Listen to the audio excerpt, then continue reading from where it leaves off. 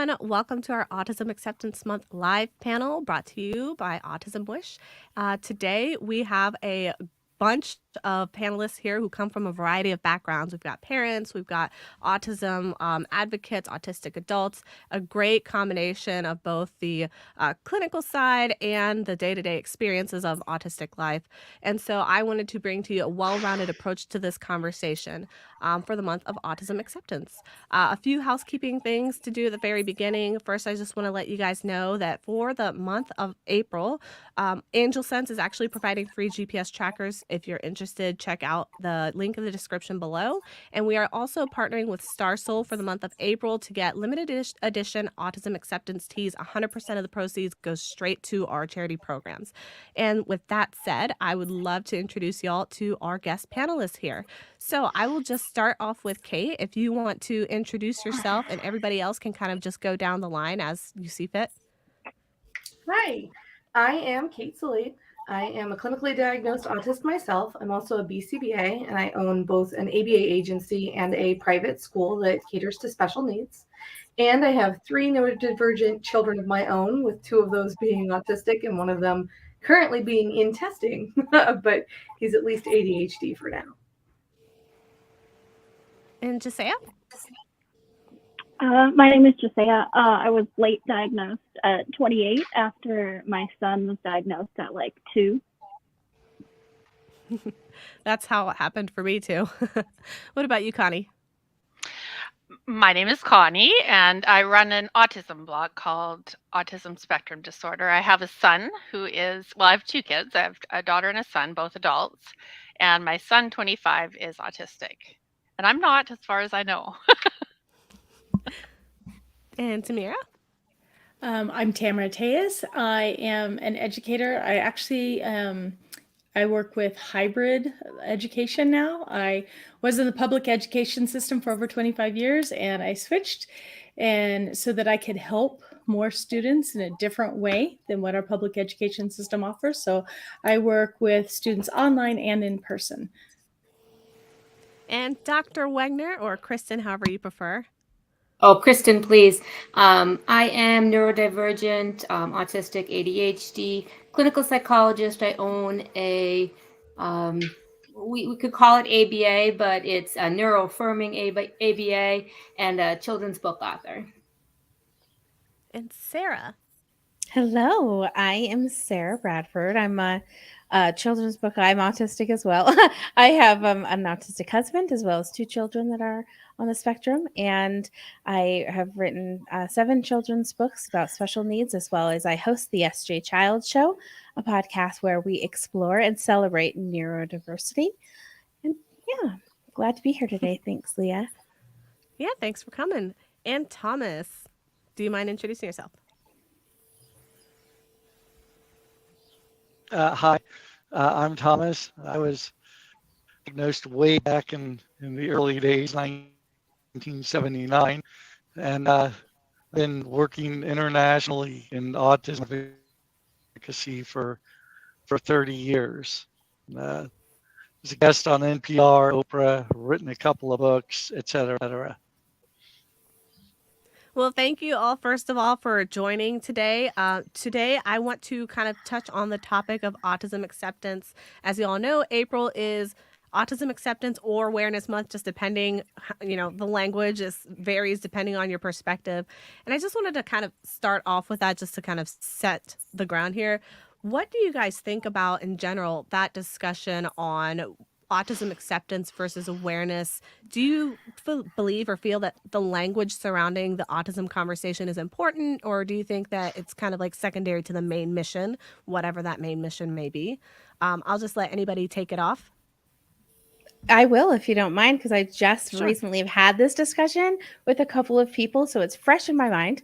And it is interesting because, kind of like Thomas said, I also work with some global partners and have been trying to help build a neuroaffirming response skills training for around the world for other countries. And so it is true that in these other countries, there isn't awareness still. And so I think that it's fair and we need to give kind of perception to that there is places that still are working on giving awareness. Now, some of us that are lucky enough to have been able to have awareness, acceptance, appreciation, all of the above. Now maybe it's our time to have action, and we put it into action through the things that we do through our communities and in our projects. And can anybody here explain the difference between acceptance and awareness? What is the difference between that? Why does that matter? I feel like acceptance is like you're not only knowing about autism, but you're accepting them, and your kids are going to play with them. You're going to treat them the same way and even accommodate for them. But the issue is a lot of people don't even have the awareness. They still have that one mindset of, you don't remind me as that one autistic person that I know or my friend knows or my really, really distant person. And it's not the stereotypical white male symptoms, so you can't be autistic. And I feel like the awareness part has to happen first before the acceptance. And Kristen, I see you nodding along. Do you have anything to add to that? Oh no, just so much that the awareness is still missing greatly. I still get phone calls, at least one, if not multiple a day, from parents who have been struggling where they think they need a referral, first of all, which they don't, to get a diagnosis. But doctors that tell parents that their child can't be autistic because they make eye contact, or they can't be autistic because they're talking, or they can't be autistic, all of those typical kinds of things. And so I think the autism community thinks that there's awareness because they see it on social media, but I don't see that awareness. One of the saddest statistics is in the last 30 years, I have never gotten a referral from a birth to 3 teacher, ever. And I have done presentations. Every year I go and talk to every birth to 3, but they just won't refer kids for an autism diagnosis. It just blows my mind because that awareness should be there, and it's not. I think the thing about the language and the awareness and the action and all of that in general is that it shouldn't be a blanket statement. It should be more about where you are in your journey. So I see lots and lots of families that have zero awareness, and they're like, oh, my kid's just gonna pick it up. This is just a phase. This is just a quirk, something. And they get to school age. I've seen families that, didn't even pursue, for say, ESC pre-K or something like that. So they're getting all the way to 5 before they're even realizing that this is anything. And for them, this is awareness. This is that part of that journey. I think that once you're aware, the acceptance part of it means now you're taking that action. I've already become aware, so now I'm doing something actively, either to support the community or to be inclusive for the community or to support my own family, my own child, etc. So the difference in those words is really just where you are in your journey and what you're doing about it. Yeah, I totally agree, Kate, about it's all relative. It's totally relative to where you are on your journey. I work with a lot of different families, where neurodiversity is prevalent, and you will see, some, this is their experience with autism, right? And I see them meeting up with other families, and I see that aha moment of, wow, there are other ways a child can be autistic other than the way mine is. And it's just, they're becoming more aware of all the differences. Like you said, Kristen, 30 years ago, we had, it's that eye contact, that was the thing. Like, can they speak? Do they have eye contact? That was like the 2 markers I remember being taught, way back when I first started my educational journey. And that was it. And it's so different, and we've come such a long way. And so I think it's just relative to where you are in your journey, like you said, Kate, and what your experiences are. And there's that awareness, and then there is that acceptance of what we can do and move on. Like, this is part of society. 1 in 36 children now. This is part of our everyday society. Yeah, Connie, you got something to say? Yeah.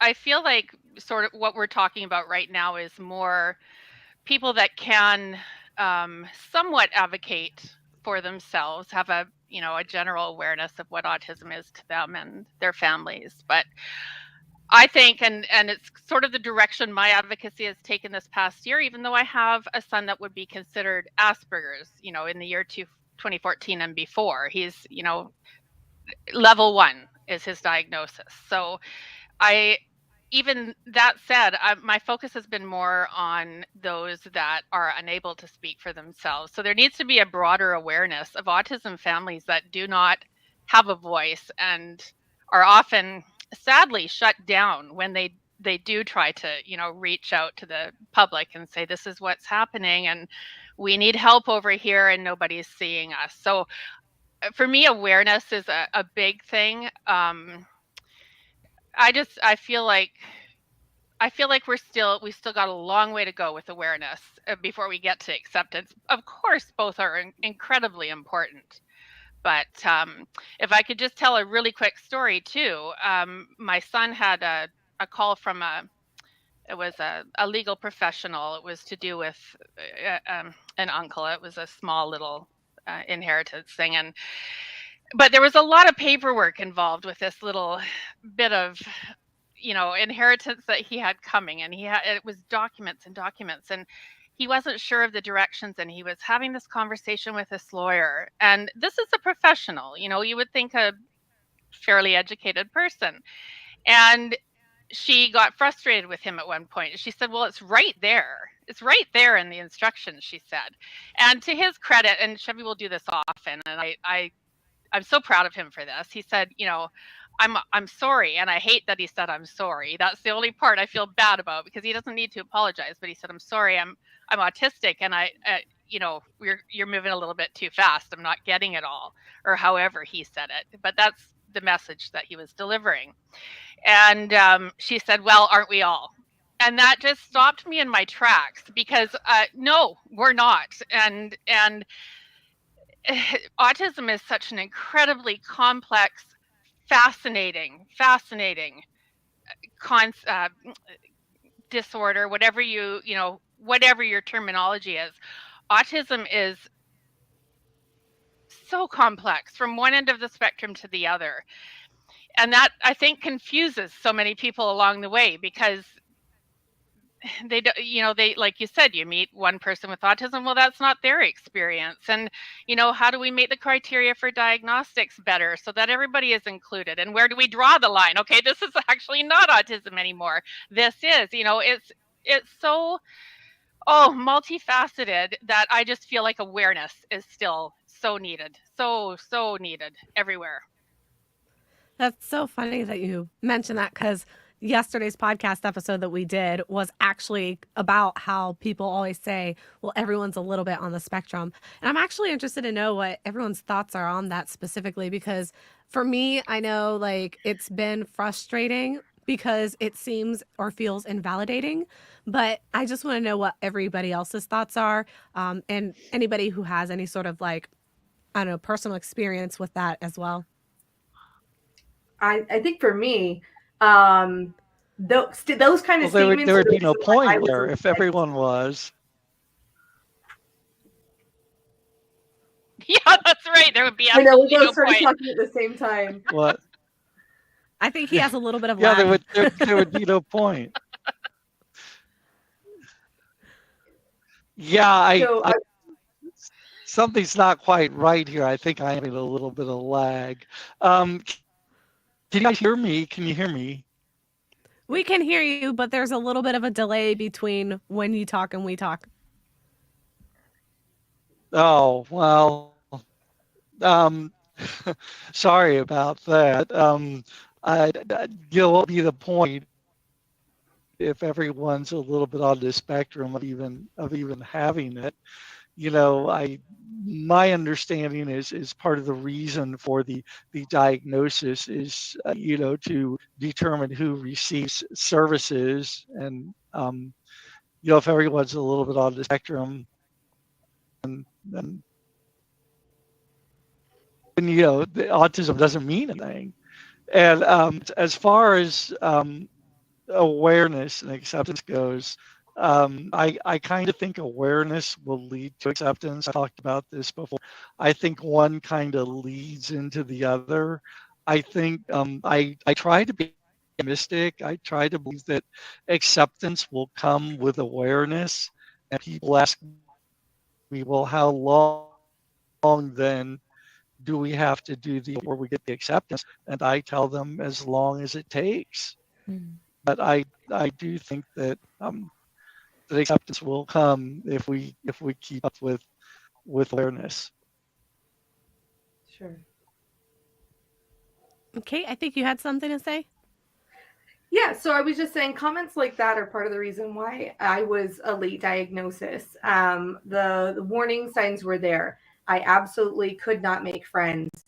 I absolutely did not fit into anything. I was the straight A student without ever trying.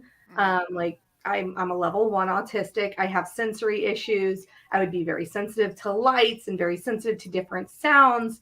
I would get really upset about I wanted something a really certain way. Like I remember one time bike week was happening and I wanted my hair a certain way and I couldn't get it to work. So I laid down and cried for like 2 hours. And I was like 15 and my parents were just always, they would always be like, "Oh, it's Kate. It's Kate and that's what she does and that's just Kate." And now that I'm older and I'm like, no, none of that. I didn't grow out of any of that. My office is full of toys and I love fidgets. And if you make the certain pitch of sound, it feels like you're stabbing me in the side of the face. And these things continued. And now I have my sons, and my oldest is also a level 1. He's 15. My youngest is 3, and he is a level 3 with a co-diagnosis of cortical dysplasia. So he had brain surgery at 20 months old, and is your very stereotypical, he is a by the book autist. You see the hand flapping, he can't talk, he's not making eye contact, all of those kinds of things. But the differences between the two of them, like we talked about awareness, it comes down to being able to see those signs and then that action step, that acceptance step of knowing that, okay, great, we all are accepting the little one that's flapping and not making eye contact and things. But that 15-year-old who is able to speak, is able to communicate, he started college classes at 14. He also needs both awareness and acceptance because he might be in college classes, but at the same time, if his dinner comes out wrong, it might be a full meltdown. So Yeah. it comes on every angle of it, and comments like that just they stunt that awareness to acceptance progression. They make it not just downplayed, but they divert attention from the things that you do need to see and catch on to in order to move through that awareness to acceptance journey. Can I add something to that too a little bit? I love what you said, Kate, and it just brought this point up for me that that was just Kate, and it was, oh, Sarah's just a drama queen, and da da da da da. So in this isn't. I guess it's more about the diagnosis and the actual label, if you will, of it. But do you want your kids to have a label of being the drama queen or being the overactive kid in class or the the bad behaving kid? Or do you want them to have an autism and ADHD label, things that will validate and will make their behavior and their course in their world acceptable to others in a way that they can be supportive, and not a way that they're going to be demeaned by the community because they're being labeled as bad and such. So it just made me think about that, because I had the same thing. Oh, she's just the drama queen, and come to find out, oh no, my sensory processing is off the charts sometimes, and I need a little extra quiet me time. And that leads me to Sarah to go along with that is how many girls are never seen because of the way we mask differently. And then what I'm seeing as well is, a lot of people in their, 20s, 30s, 40s, they're finding out in adulthood and people don't believe them. And that's what's really hard for me. My heart just goes out to that particular struggle. it's frustrating for me. And, we're talking about awareness and acceptance. I think we're just starting to become more aware of how it manifests more directly in girls. And then, of course, to accept the fact that they're now older and they can actually be autistic, even though, they like you said, like a level 1, and that's just Kate, or that's just how Sarah is, a drama queen, or whatever the case may be. We need to accept them for who they are, period. That's really amazing that you said that, because when I got diagnosed, I actually went and told my parents, like sat them down, let them know formally, and my parents asked me if I believed it. Wow. Leah, could I ask one of the other panelists a question? Yeah, sure, go for it. Yeah, okay. It's for Kristen. Hi, Kristen. Hi, Connie. Hi. Could you elaborate a little bit more on what you were saying about not having referrals in a certain age group? I sort of only caught half of that, but it really caught my interest. I'd like to hear more. Sure. First, and I don't want to upset anyone or contradict anyone, but because awareness is so important, just want to make sure everybody knows in the DSM 5 TR, which is the most up-to-date diagnostic statistical manual, they actually took levels out. So we don't give levels anymore. There is no such thing as level 1 or level 2 or level 3 autism. It's just autism. There's no more things such as levels. So we're really trying to separate, and I forget now who it was that was just giving that example. Sorry, I'm really bad with faces. So, but the 15-year-old that was in college, but falling apart at home, and that's why we don't give levels, because somebody's intelligence or somebody's academic support or somebody's ability to use words has no relevance to their ability to tolerate changes in a routine or sensory issues or large social activities. So just one thing there. But then as far as referrals go, I live in rural Wisconsin, about 90 miles from Minneapolis and St. Paul. So fairly small. But we get, I would say, 80 to 90% of our referrals from parents themselves. Mm-hmm. Pediatricians don't refer. I don't know if they do the chat or the M-chat. I don't know if they talk to parents. The birth to 3 teachers was what I was saying, Connie, where we've never gotten a referral from birth to 3 teachers. And very, very rarely from early childhood special ed teachers too. And I think, having been both a birth to 3 teacher and many decades ago and in early childhood, I think there's a lot of competition and they don't want to lose their child to a therapy provider. So they don't see a need to get a diagnosis, but I try to do a lot of education, and I know other clinicians do as well, but there just isn't much awareness on why an autism diagnosis is important. And Kate, was it you that was saying about the children being older, being 5 and 6? This past year, COVID has really made an impact with that. I have had more 5-year-olds than I have ever had diagnosing with no previous intervention whatsoever. No 4K, no early childhood. And we're talking 5-year-olds that are going to go into kindergarten that have no speech, have no skills whatsoever, and no support. It's just, awareness is so important. Okay, Kristen, I have a follow-up on that, talking about the levels. So, and respecting what you said about, what your statement about that. So here in Canada, I think they do still work with levels. That's where I'm from, Canada. But I guess my question is, how levels isn't so much to describe a person's abilities or disabilities. It's more, sadly, how much funding a parent is going to get allotted to be in programs such as occupational therapy, ABA, speech therapy, etc. A lot of that stuff is only partially covered to begin with, which is really sad, especially if you are a high supports needs child or family.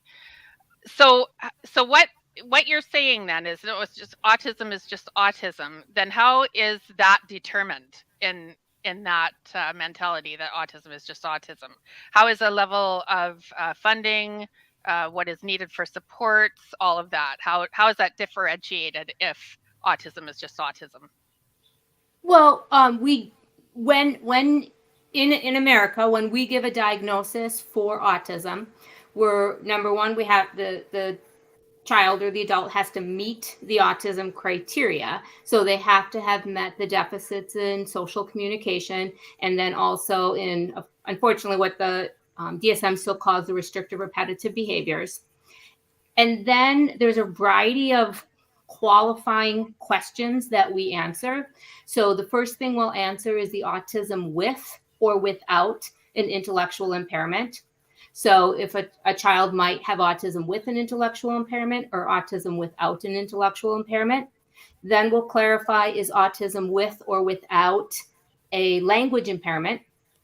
Then we clarify whether or not autism is with or without a co-occurring medical condition, and then whether or not it is with a co-occurring mental health condition.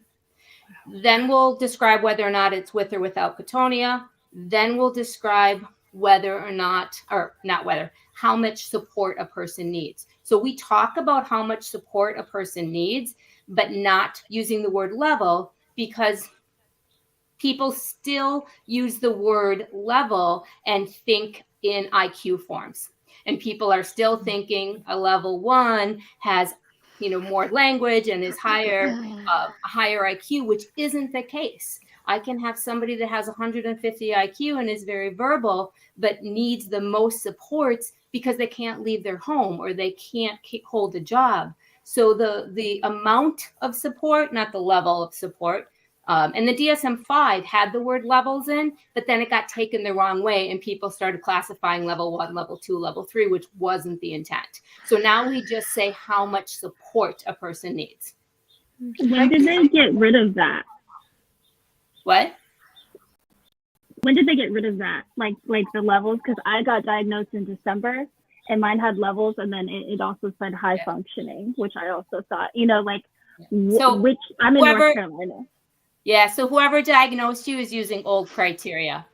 High functioning has never been in our criteria. So a lot of the people in North Carolina get like the high functioning or low functioning or levels. Like every person I've talked to has been like saying one or the other.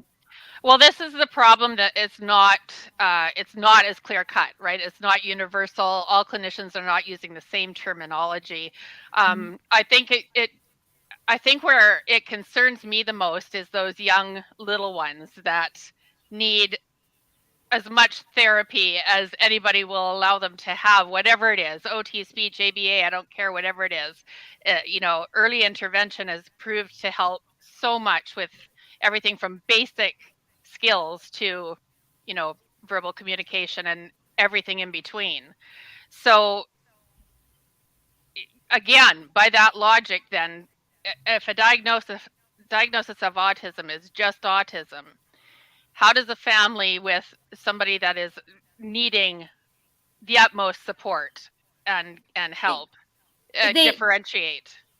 Because all those things I just described will differentiate how much support the person needs. And in the recommendations, it's going to say that, let's say I'm recommending 10 hours of ABA, or I'm recommending 20 hours of ABA, or I'm recommending 30 hours of ABA, or I'm recommending just OT and speech. And so those recommendations are what the funding sources base it off of, is the recommendations. I see. Okay, so that's where I was confused. I was thinking, well, how can somebody that's over here on the spectrum and somebody over here on the spectrum be Because able to tell?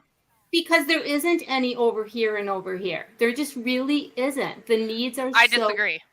I disagree. Well, But I respect but what you're saying. I do. but there's individuals who have autism and have an intellectual disability, and that person's needs are going to be different than someone who has autism without an intellectual disability, or someone with autism and an intellectual disability and a language impairment, or somebody with autism and severe anxiety, or somebody with autism and obsessive compulsive disorder, or somebody with autism and a mood disorder, or somebody with autism and PTSD. So you can't just say, I mean, autism is a diagnosis, but there isn't any over here and over here. Autism is this.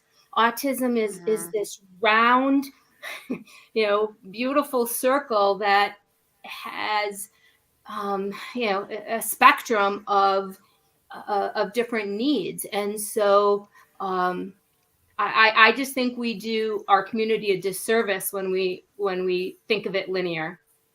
Mm-hmm. So No, I'm not thinking it. I'm going to jump in now because I want to talk about another topic, but I think that this is a great display of the ongoing debate right now and the discussion that's happening. Like, this conversation is happening everywhere right now. So I think it's pretty cool that we actually get to see it here. But the reason I want to change the topic is because I really want to talk about ABA therapy.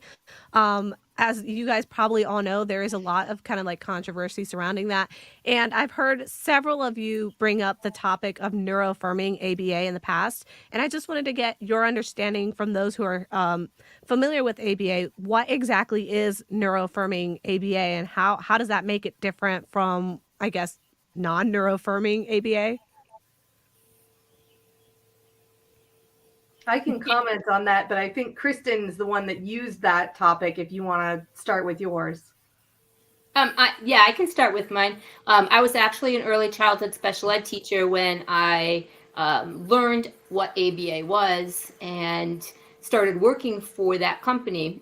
And I was fired from that company for being a square peg, and my boss was unable to squish me into her round hole. That's when I went and got my PhD. From the get-go, though, I have always done what I considered was neuroaffirming, and we're talking in the 1990s.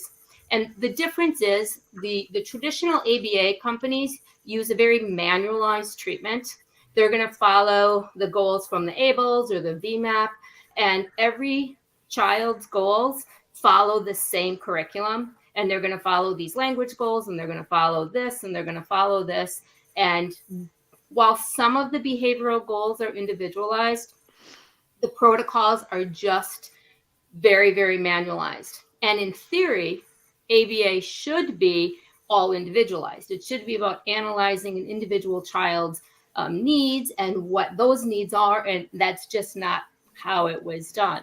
And so if we could spend, 3 hours talking on this subject, but back in the 90s, this company that I worked for, their claim to fame was to have their children be indistinguishable from their peers, the whole curing autism garbage. And I hated that at the time, but I mean, that's just the times. And they never had a cure, and they never had any child recover until I started working for them. And then all of a sudden they had kids that they were calling cured. And so my boss would move me around to all these kids after they had mastered out their curriculums. And it's just a bunch of malarkey because the whole thing is so wrong.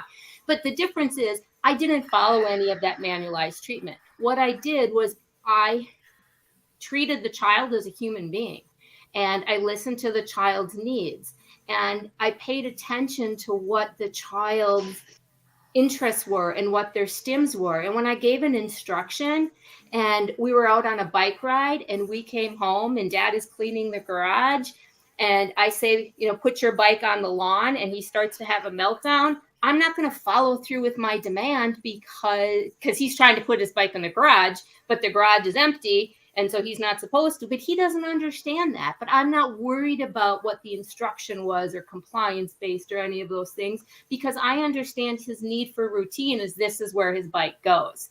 And so neuroaffirming ABA simply is treating a person as a human being, honoring their interests, never saying, look at me, never saying, do you want this, or, do this and you can have this, or any of that other kind of garbage that's just artificial. Do I use cookies in my therapy? I do, but only for manding, only for requesting. I'll put some in a jar, and if the child wants some, they can bring some to me. And then I'll say, oh, cookies. But it's just good. And so, from my perspective, I would say what she's describing as non-neuroaffirming ABA, I would call antiquated or bad ABA. Yes. So for me, but it's very prevalent ABA, unfortunately. Yes, I will give you that. There's still a lot of agencies that use that, but for me, I would just say that people just need to get over it. Like, they need to get off of that. And I don't mean the people that are receiving the therapy. I mean the people that are giving the therapy need to grow up. We need to move on. We need to exist. And so I've been a BCBA since 2011. I've been working in ABA since 2008.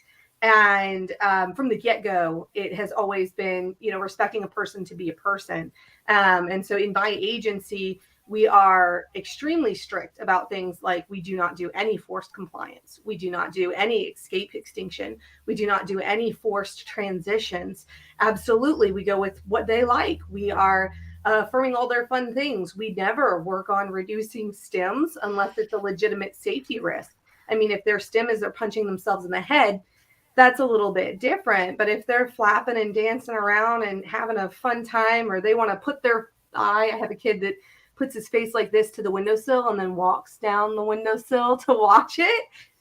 I don't care. Fantastic. Half the time we're getting down there and trying to look at it from their angle to be like, what is so fun about this? What is so amazing about the way it looks from this angle? And so, compassion first is what I teach in my agency, and that's how we run ABA. They are children first. We teach self-advocacy first. We teach these children to tell us no, and we reinforce our staff for making sure that they are always honoring that no, and teaching these kids that their voice is important and their feelings are heard and important. We're not going to let them hurt themselves, others, and things like that. But as long as safety is not an issue, the most important thing in the world is for that child to feel heard and respected. Oh, I want to meet Kate in person. I love everything you said. And could I ask Kate a quick question? Is that okay, Leah? Yep. So Kate, how do you feel that, like, hearing you say all that is just music to my ears, because that's how I know ABA to be. I'm in several ABA groups, and to hear these therapists talk about their children that they're working with, like, it literally touches me. I don't have a child that young. I don't have a child in ABA. I don't have a child that will ever be in ABA, but I recognize you, and I see what you do, and I see how families are benefiting. So how do you feel about this somewhat, and I mean, I there's no way to sugarcoat it, the negative climate around ABA coming from inexperienced people that really don't know? Because what scares me is that discourages people from going into the field because they're misinformed about what it is. And the scariest part is that it is deterring parents from choosing that as a therapy when it could be incredibly beneficial. So maybe you could tell parents, because I'm just speaking from the parents' point of view here, tell them what to look for, when they're, and I would say it's everything that you just said, but also speak to those wanting to enter the field, because there's a shortage, and I think everything is tied together, right? There's a reason why we're experiencing this shortage. For one thing, you guys aren't paid enough, for what you do. It's an incredibly, it's very significant work. And I just want to say, from a parent perspective, I appreciate you and what you do and your field that you've gone into. And I see the graciousness, and I see the pride when in these groups that I'm in, and I don't want people to be scared of trying it if it might help them. Sure. Well, thank you. I definitely, I would say my number one thing is it breaks my heart for the kids because there's so much that they could be getting and experiencing and, really getting those supports that we're talking about that they need at a very young age. And there's so much research that says the younger they get it, the better off it is for lifelong, not just in the next year or two, but their lifelong needs are going to be really improved. When I talk to parents, because I am so used to this being such a controversial issue, I always encourage them to go and find places and ask questions and ask to see it. Because you're going to see places that are wrong. You're going to see places that do those things. Yeah. And when you see those places, walk away.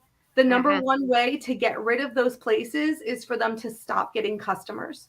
The number one way to get rid of those places is for people to refuse to work there, to go work somewhere else. There's so many providers. I live in Central Florida, and there's so many providers in Central Florida, and agencies who are doing the right thing need those providers too. So if providers take a stand that they're not going to work somewhere that uses escape extinction, for example, then those things will die out because those places won't be able to staff it anymore. They won't be able to get the clients and continue going. But go and ask questions. I tell parents, ask if there's parent training. There should be parent training and parent involvement. Ask if you can watch the sessions. You should be able to see what your kid is doing. You should be able to see all of these interactions. Your kid should be happy. Is there going to be a period? Are there going to be days where they're not happy? Absolutely. Or is there going to be a period right at the beginning where they're not happy? Absolutely. If you take a kid who's just been home all the time and now you put them in something that feels like school, for a minute, they're going to be unhappy. But that should not continue for a long time by any means. I mean, I would say a couple of weeks at the worst. I've seen kids that maybe for a month, they're still kicking it, getting out of the car. But then once they're inside, they're perfectly fine. Most of our kids here absolutely love coming, and we have more trouble getting them out the door to get back in their car to go home. But ask them if they have curriculums. Ask them what their crisis management training is. Ask them if they'll train the parents in their crisis management training. These this is so good. Those two certs right there are safety care certifications. I'm a safety care trainer, and I am certified. I went the extra mile to do safety care for families. And we give it for free to all of our families. We encourage them to attend so that not only they see what we're going to do if there's a crisis, but they can take that home. They should be teaching you how to take this home. Never is the intention that ABA is permanent.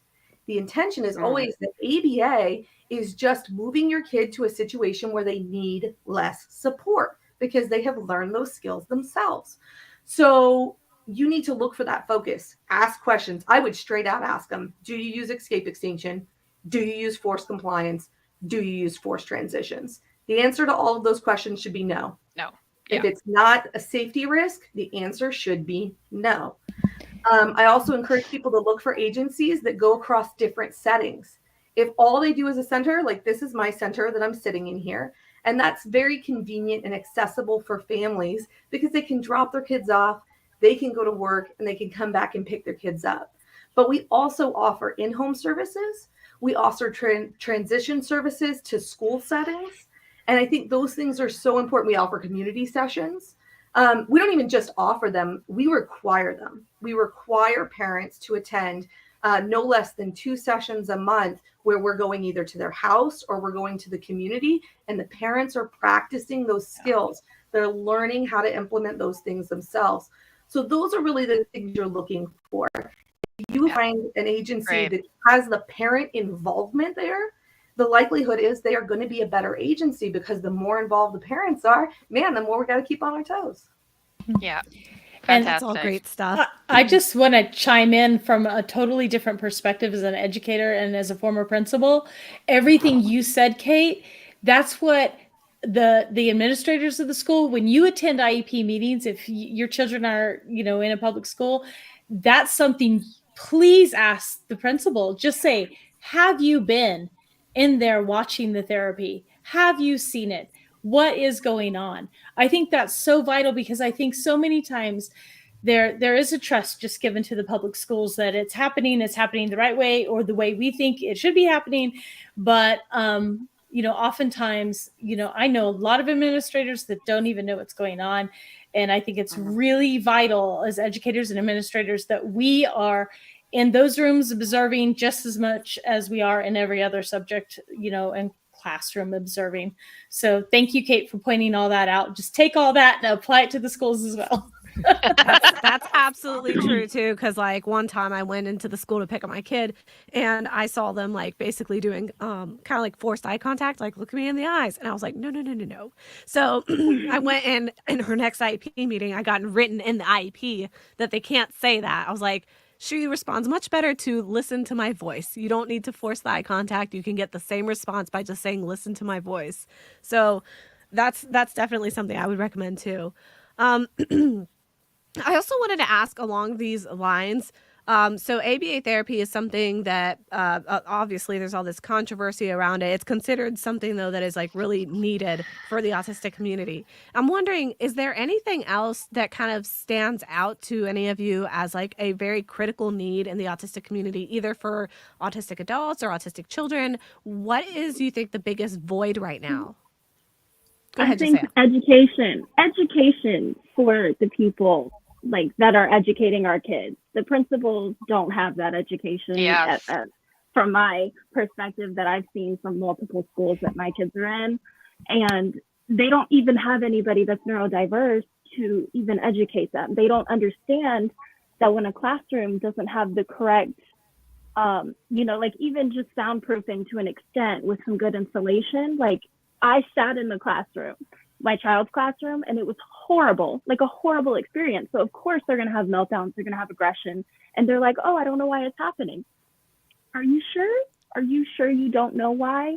Because I can literally explain why, but then I'm told, like, oh, well, that's just how it is. We need to accommodate. That should be required by the school, that we accommodate for the kids. And we need all the education people in general, not just special ed, to educate, the staff especially, but even the kids on what these different, abilities are and how to respond and treat everybody appropriately. Okay. Leah, is this a good time? Because that really... I know. Yeah. We're sitting near you. That's practically bait. Exactly, I know. Right? I'm like, so just say, you may not know this, but that's actually Sarah and I got to talking, and that was our exact conversation. Was, things have been updated. Things are not the same. We need more educators to know. So Sarah and I partnered together, and we're hosting a retreat this summer for educators and for families. And we're focusing exactly on that, sensory needs and what they can do in a classroom. Like you said, the noise in the classroom, the lighting in the classroom, there's so many different things they can do to make the sensory sensitivity so much better. We're starting with that. So that's going to be this summer in June. So we're excited about that. And Kate will be in Florida. So we'll be... We'll be wanting to have a little chat with you.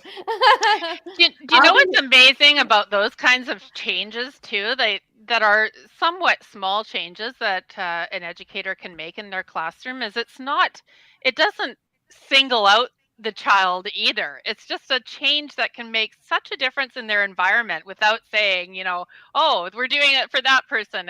It's a really nice way to not only just be educated on what is needed, but also to be inclusive. Yeah, absolutely. It's going to benefit the whole class, not just one student. It's amazing. Yeah.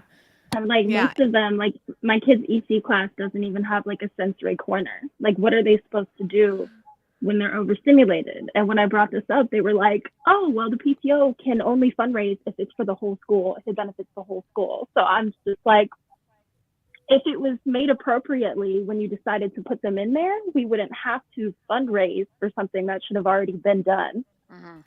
Yeah. Get with me, Josiah. I will give you the verbiage you need to get that PTA on board. And if you want to send me the information, I'll post that stuff in the description. So if anybody watching, you can check that out then. Not right now, later when I get it. That actually brings another point. Like I know for me, that's something I personally had issues with the school system is not quite understanding that. Like for example, the language that I mentioned, or like one of the things that we struggled with is like they use this kind of like good behavior, bad behavior system where it's like green and red choices. And what kind of frustrates me about that is because they're calling it choices and it's things that are not necessarily choices, like elopement, for example, like, oh, you made a choice to run away. Or, for example, my kid has a lot of issues with volume control. She just has poor interoception. And so she would get like a red choice for that, for example. Luckily, I have been able to speak with them to kind of get that all fixed up in the IEP. But how do you guys feel like something like that should be approached, or how can we approach schools in a better way to make it a more neuroaffirming environment where you're right, like we're not calling this person out? Mm-hmm.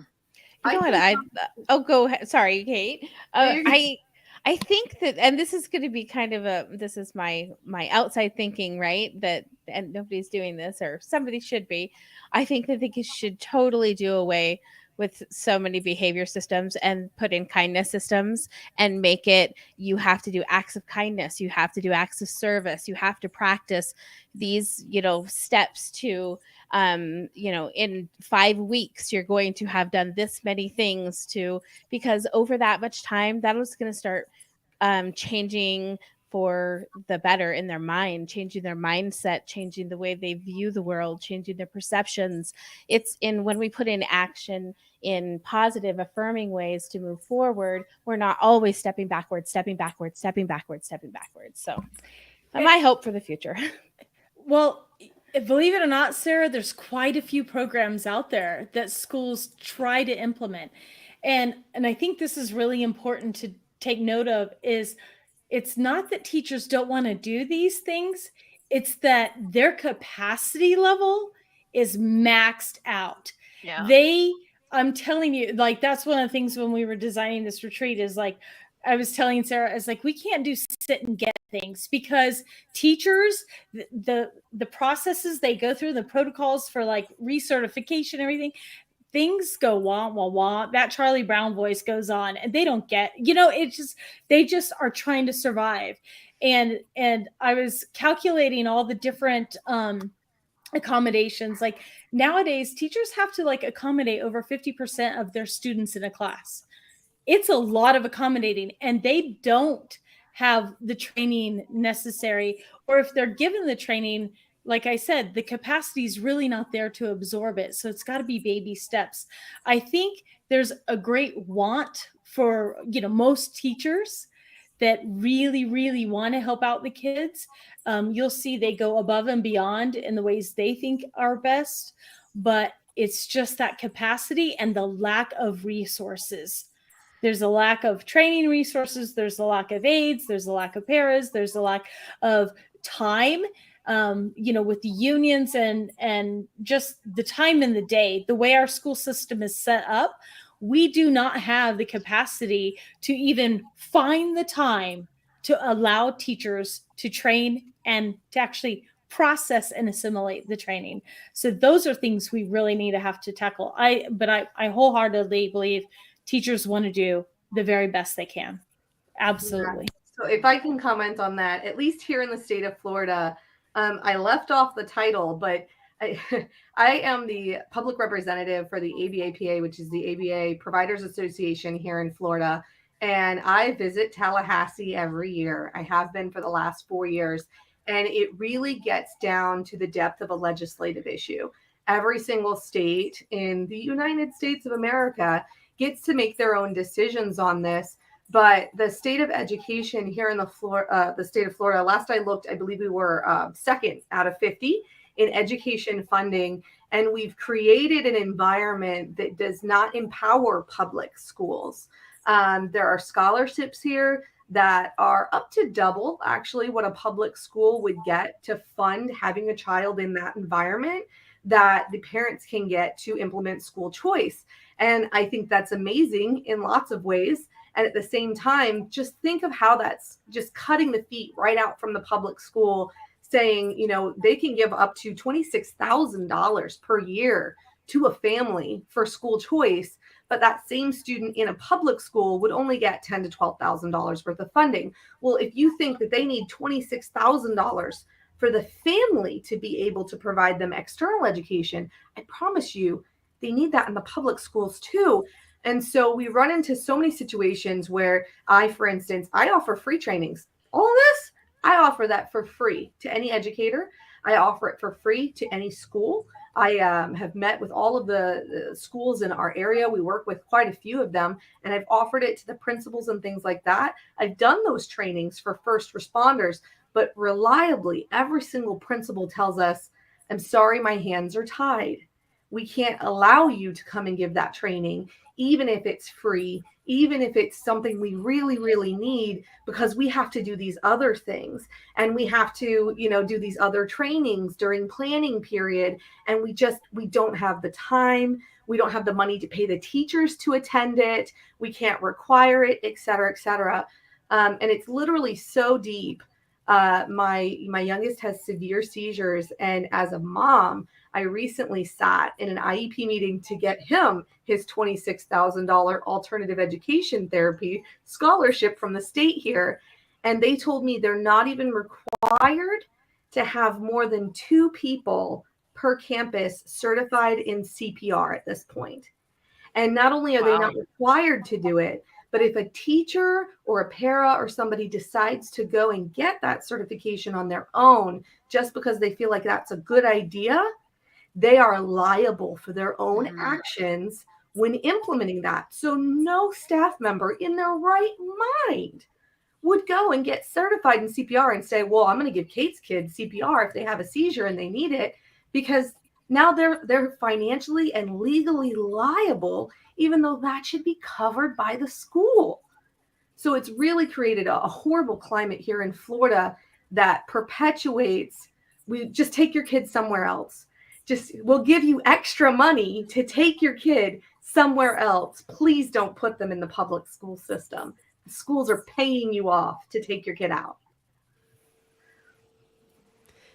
So that's actually something similar that I've experienced in terms of a similar situation with a lack of funding and resources and such. I think honestly, probably all schools are feeling that. I feel like it's probably pretty common because schools, especially right now since COVID, are understaffed and underfunded.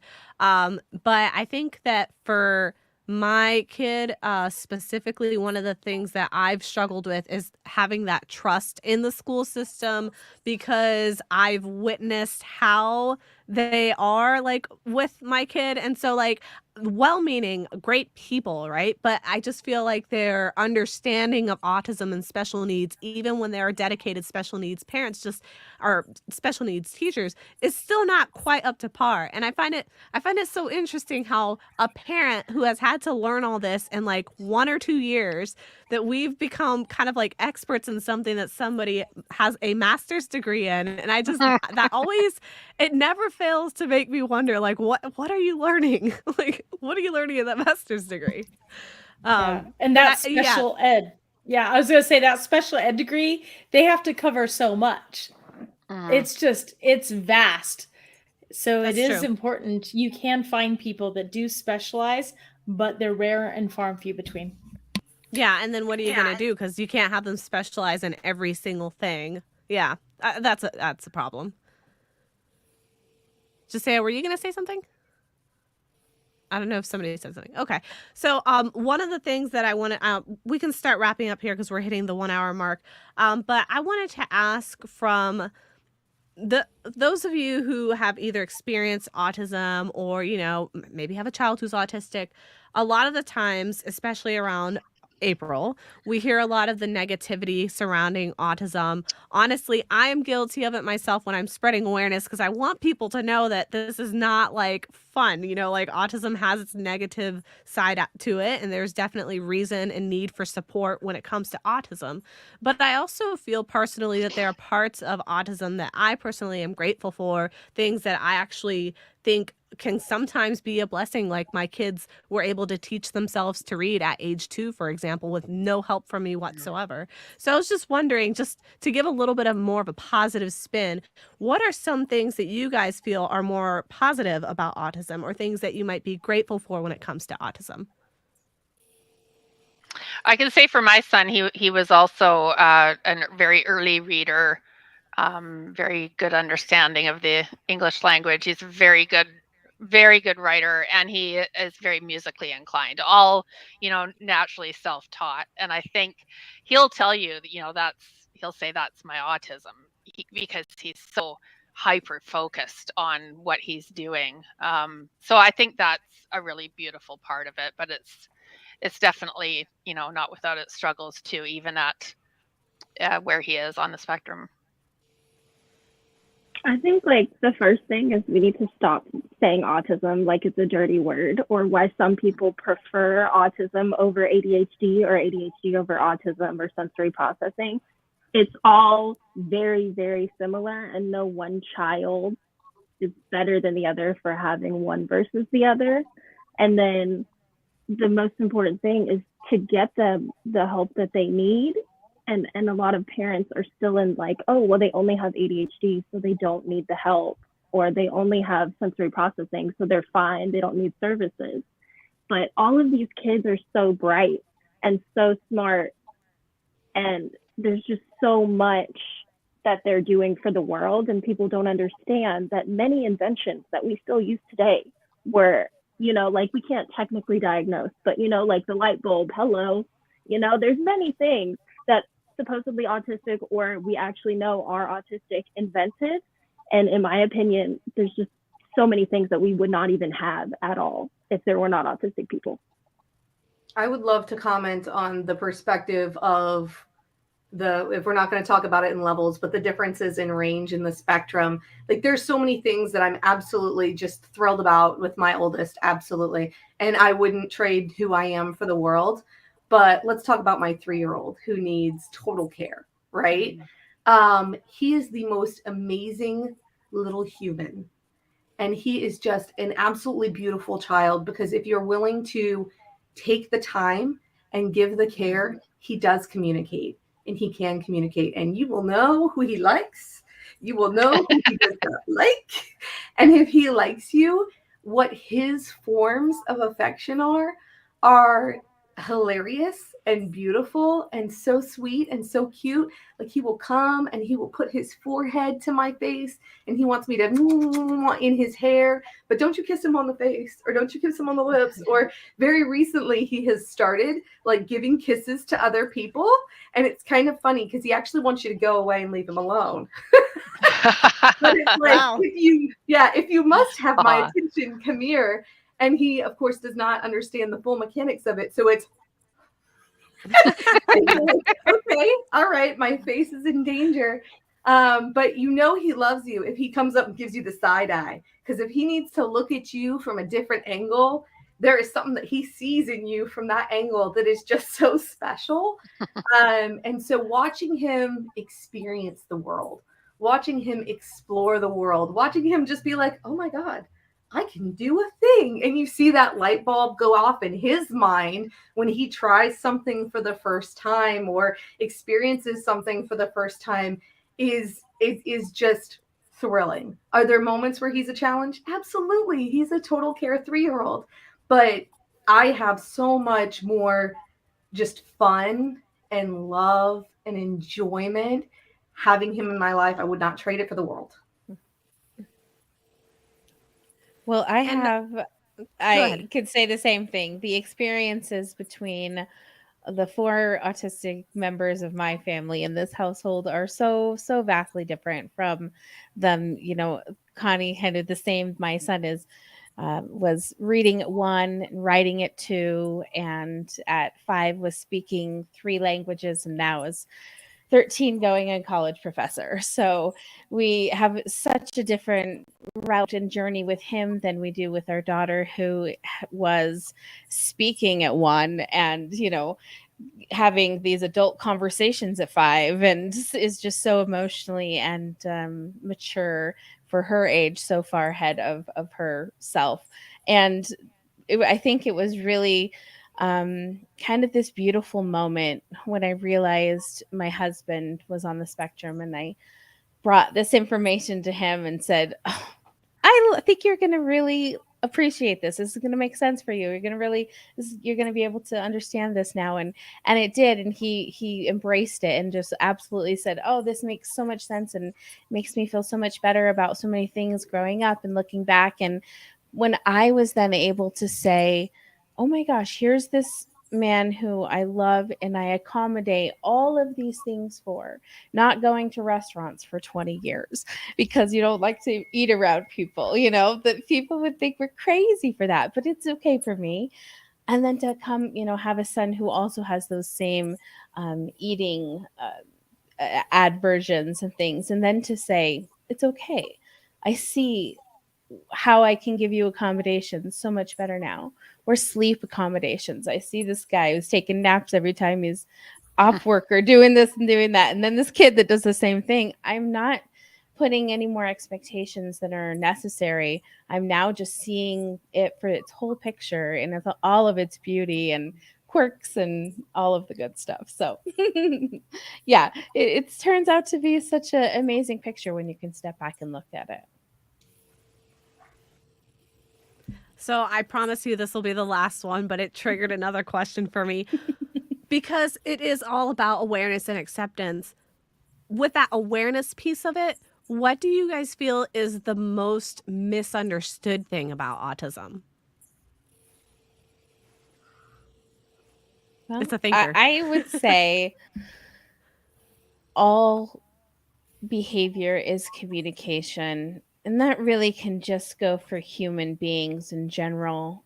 And the more we can really give grace and understanding to everyone on their human path and their human journey, then we can start to teach the younger ones how to be more supportive and compassionate and really take our diversity and just love it. We're all diverse anyways. We always have been. It's not a new thing that's just come about. It's just us really embracing it now and running with it. So for clarification, are you saying the misunderstanding is that all behavior is communication?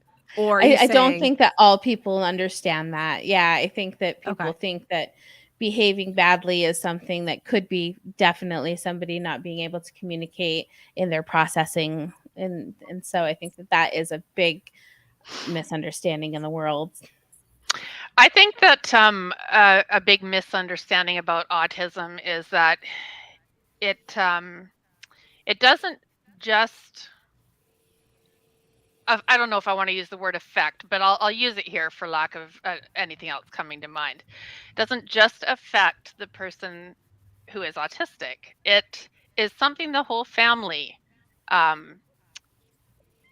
accommodates or lives with, or however, everybody's up walking on tippy toes worried about what to say and what the right terminology is. But my point is that what's misunderstood is that autism affects the whole family. It affects siblings. Siblings are often not, neurotypical siblings are often not mentioned enough or considered enough. There's a lot of plans that need to be changed, canceled, because autism, and so I think it's that it involves the whole family. It's not just, it's just a family thing. It's a different way of, it's a different way of being for the whole family. I still think that the number one thing that I've heard is still the same comments that are still based off of, like you make eye contact so you can't be autistic, or you love cuddles, or she's so affectionate she can't be autistic, or like my son literally is on top of me all the time, but then if you touch him when he doesn't want to be touched, I'm the same way. I'm literally the same way. And they can be affectionate. And all of these things are on a case-by-case basis, but people are still only thinking of it in a a linear, like you said, like that's it, you don't look like that, so you can't fit in the box. So I feel like it's still, that's the biggest problem that I have. Yeah. I think for me, the biggest misunderstanding I would say is when people misinterpret certain behaviors or actions or even things that are said and assign some sort of intent behind it, because I feel like that's that kind of neurotypical neurodivergent communication piece where, at least for what you would call the higher functioning level 1, whatever you want to say, like my experience is that a lot of times people assign intent when there is none, and then you get in a lot of trouble for that, and you end up getting a reputation for that and everything. You're just like, wait, how did this happen? What just happened?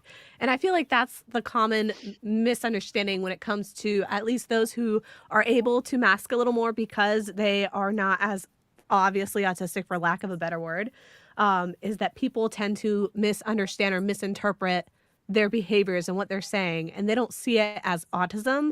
They see it as like a person who's just rude or a person who is just like mean or things like that. And I for me personally, in my experience, that has been one of the more frustrating aspects and one of the things that I worry about for my girls as they grow up. I don't know if you guys have experienced that. That's why self-advocacy is so important when you're able to do that, right? Because many times my son has been accused of being aloof or even rude. He's not. He's actually not at all. And like I used that example of speaking with the lawyer earlier, he advocated for himself and he said, I'm autistic. He let her know why he was having a hard time understanding her directions. So self-advocacy is really important because there are a lot of misinterpreted actions for sure. Yeah, we've had issues with that as well, especially with my older son who is higher functioning level 1, whatever you want to call it, and the public school. Put those two things together. Yeah. And my son had a time period where, in 6th grade, he had his first experience of being infatuated with a girl. And it was a little bit of a crazy ride. And the girl, I believe, had some mental health issues too. And so together they would have conversations that he would feel like he was very led. He would just go along with whatever it was that she was saying. And there was an administrator that kind of targeted him as he's the problem. And so they kept writing like risk assessments on him, saying, well, he's the problem because they're having this conversation again. Had to go in and we had to do a whole thing. I had to meet with the principal, meet with this person. I was like, you have decided that he's a problem and you're not taking into account his diagnosis at all. You're just assigning this malicious intent. But if you go back and really read these conversations, he's always only following. He's never actually initiating these parts that seem questionable. And so that, for me, that goes right back to that, like all behavior is communication. For him, that behavior was, let me try and figure out how I get this girl to like me too. And it took him a while to really figure out, oh, that's probably not that's not the way we go about that. But whether it's my 3-year-old looking you real hard in the eye and slapping himself in the head is one type of communication, or I've literally had my 15-year-old in the middle of a sensory episode run down the hallway screaming, autism! And I'm like, okay, all right. All of it is just a form of communication. You just have to be willing to hear what they're trying to say. Yeah, I was in my experience, I've noticed that oftentimes when there is that communication piece, I guess what happens is that people assume that if you are that like higher functioning type of autistic, that the communication piece isn't a problem, because if you're verbal and you have a huge vocabulary like both of my kids do, they just assume you know exactly what you're doing when you're communicating, and they assume that you basically communicate like a neurotypical would, because yes, you can say words, yes, you can understand words, but you're missing the hidden context in between, the gray. You're missing any sort of like cynicism The or audience. satire or sarcasm. Yeah. And I know that, like, for me, I've fallen into that trap so many times. And Matt always laughs because he'll make these jokes and I don't know they're jokes, so I take them serious. But I think that's a part that's also a misconception, is that if you are able to communicate and you're able to have these conversations, that you are necessarily clued into all of it. Like that doesn't happen. I've had a lot of struggles at work because I'm eloquent, I have a good vocabulary, but then when they give me directions and I need to do a project, I will take the literal instructions and deliver what I think is what they want because this is what they've asked. And they'll come back and be like, well, where's all this other stuff? And I'm like, what are you talking about? Well, it was implied. I'm like, well, it's not there. I did not, like, you can't imply it. You have to tell me. And I feel like that's another thing that people just don't get. It's not just about not being able to use words. It's not just about being able to communicate basic needs. It's like, even if you accomplish all those goals, there's still other underlying communication issues that will basically always be there. Does anyone have any other thoughts on that question? Okay. So what we'll do now is we'll just wrap up, but I want to give each of you an opportunity to basically mention anything that you'd like to share with my audience at this time. So if anyone has anything, feel free. This is your time. I have nothing to share. I just want to say thanks for having me, and it was really nice to meet all of you. Absolutely. Anyone else? Sarah, you want to share all the details? Sure.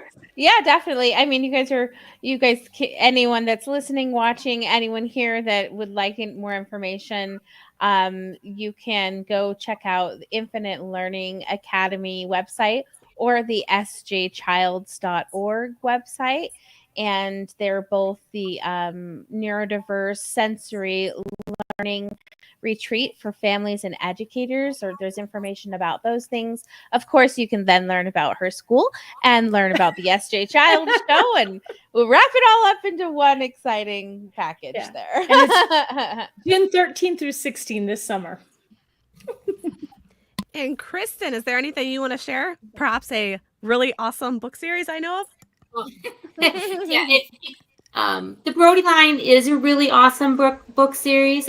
We have 5 books celebrating autism, all with both behavioral and neuroaffirming strategies on how to deal with just anxiety going to school, going to the doctor, going shopping. The latest one is on getting haircuts. The very first one's on a birthday party. Backs of the books have tips and tools for parents, but just a great little series that all of my kids love them, and I love them. So, they're pretty good. But you can get them on Amazon or on our shop on Instagram, any of those places. Does anyone else have anything? No?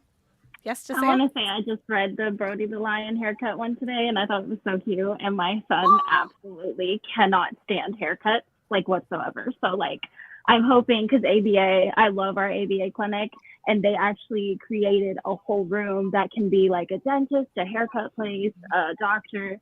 And so I'm hoping that we can add that to his goals of, like, the slow, like, let's just do this one step, and then let's do this extra step the next day. So I'm, like, really excited to bring that, and I enjoy talking to everybody here. Thank you. Yeah, me too. Thank you, guys. Thank you for having me. All of my stuff is only Florida people specific. So if you happen to be in Florida and you want to talk about legislative stuff or education stuff or any of those, I'm on Facebook right here.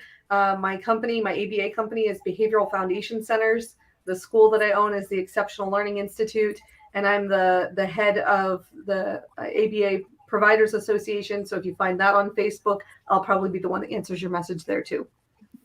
Oh.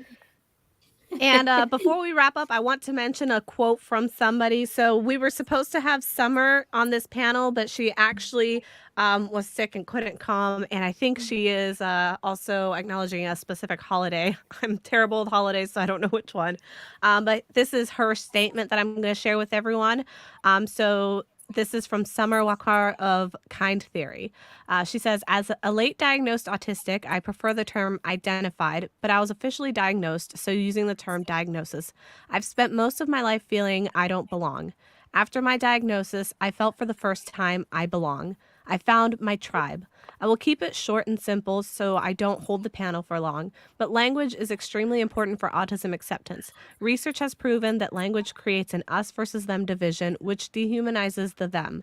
When the society uses language that is not neurodiverse affirming, it places us in the them category. No matter what the divide between the autistic community is, I believe strongly that we should unite on promoting neurodivergent affirming language. I'd like to conclude my message with the statement that I am grateful for having the differences that I do have, even for the challenges. I have lived with my autistic and ADHD traits for 33 years of my 35-year life without knowing it. Knowing what I know now has helped me shape my life around supporting myself and developing strategies to use my traits to my benefit. It's not all a bed of roses, but it is me, and I am grateful for that.